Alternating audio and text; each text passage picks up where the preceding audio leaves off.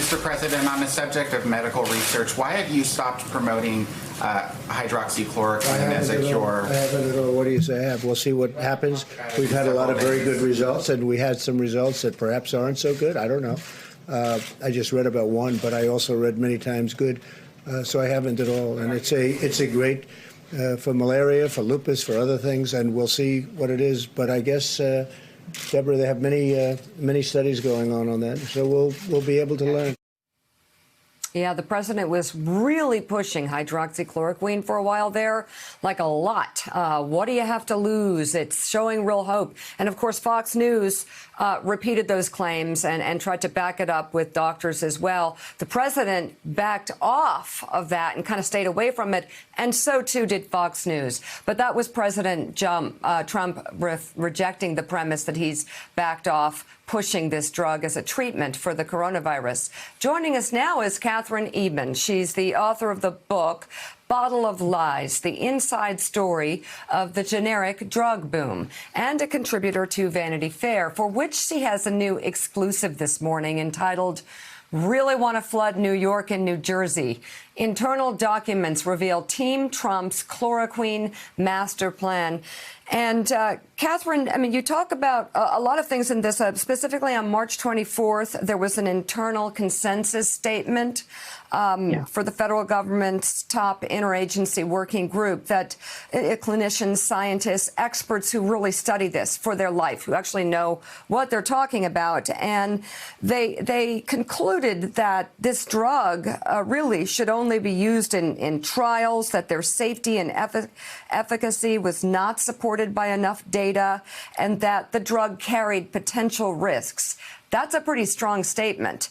And yet, White House officials, you say, pushed ahead with a massive behind-the-scenes pressure campaign on the government's top health officials to deliver huge amounts of chloroquine drugs to just about anybody who wanted them. I want to go backwards, and we'll go into the details of what you discovered, incredible new exclusive information. But why? Did you ever get a sense, as you were looking through all of this, as to why the president was pushing this idea that is clearly unproven and not ready to go? You know, I think that, first of all, good morning, Mika, and thanks for having me on. Good to be with you.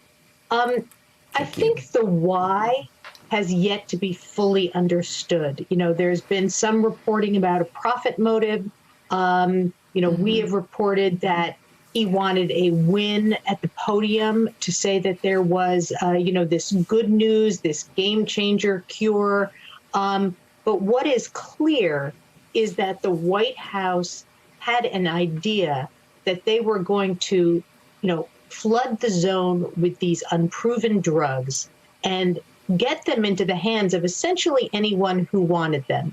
And this really alarmed career health officials in the administration who understood that these drugs are completely unproven for the treatment of COVID-19. They carry absolute dangers. There's risks of arrhythmias and other cardiac problems that they needed to be studied. And so, a battle was really waged at the center of the administration, which was, are we going to contain these drugs in sort of rigorous clinical trials, carefully monitored in hospital settings where physicians can do adverse event monitoring?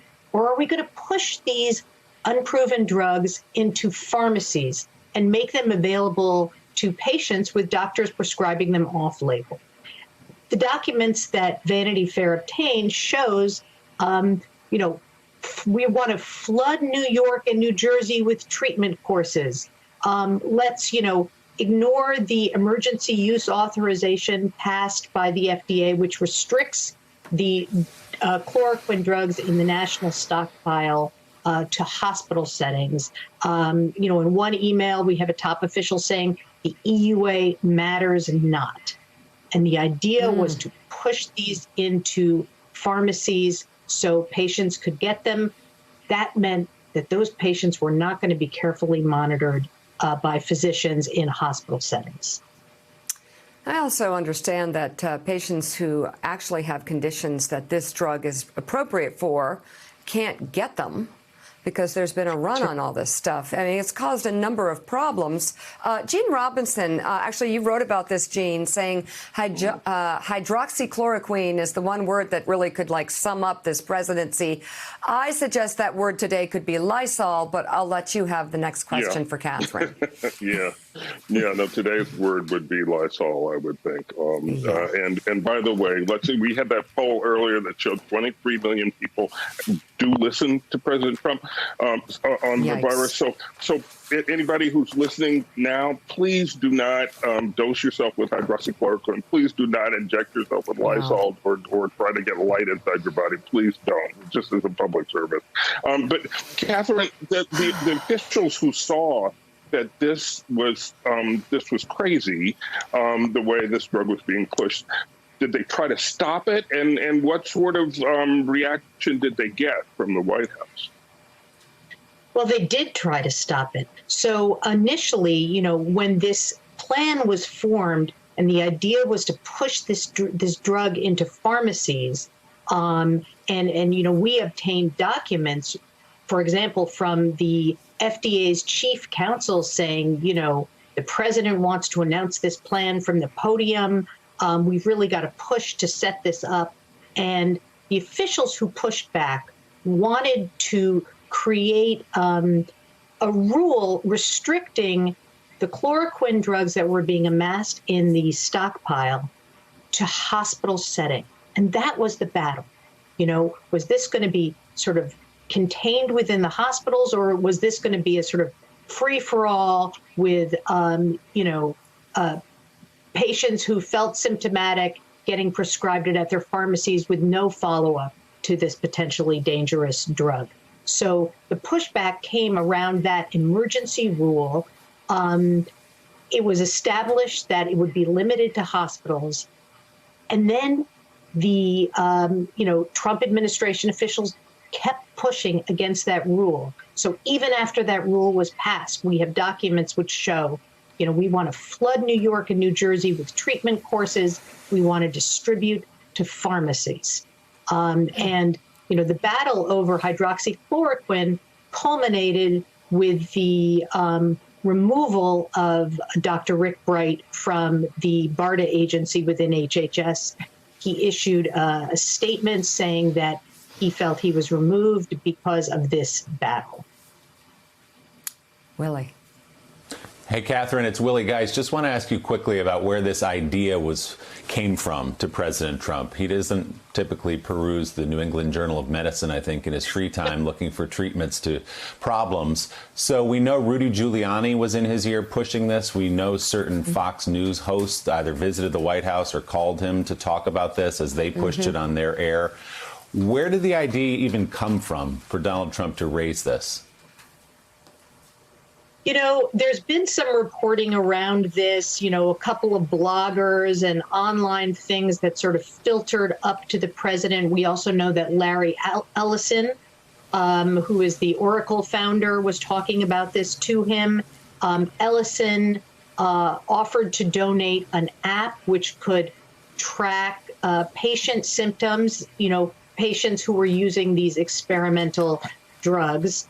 So somehow, and I think it's not exactly clear yet, but will become clear, the hydroxychloroquine idea coalesced with the idea of using this app to monitor symptoms, and that the hydroxychloroquine was going to be pushed out very widely. And I think that is the piece that our story in Vanity Fair really adds to, was the idea for this very wide and largely uncontrolled distribution of this unproven and potentially dangerous drug.